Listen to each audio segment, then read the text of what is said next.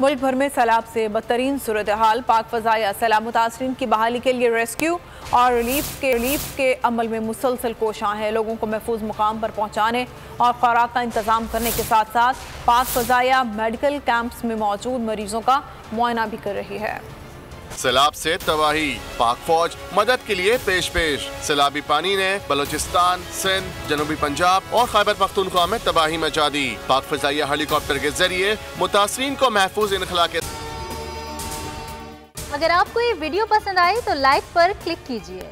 साथ साथ खुराक और तिबी सामान की नकलो हमल में भी सरगर्म अमल। पाक फ़ज़ाइया की टीमों ने 26,125 पके हुए खानों के पैकेट, 1,000 पानी की बोतलें, अशिया खुरनोश पर मुश्तमिल 2475 खुश्क राशन के पैकेट जरूरतमंद खानदानों में तकसीम किए। मुफ्त खुराक और रिहाइश के अलावा पाक फ़ज़ाइया की मेडिकल टीमों ने फ्लड मेडिकल कैंपों में 2810 मरीजों का तिब्बी मुआयना भी किया। सबसे ज्यादा व्यूज, सबसे ज्यादा रील्स और सबसे ज्यादा रेटिंग के साथ बोल अब भी नंबर 1 पोजीशन पर बरकरार।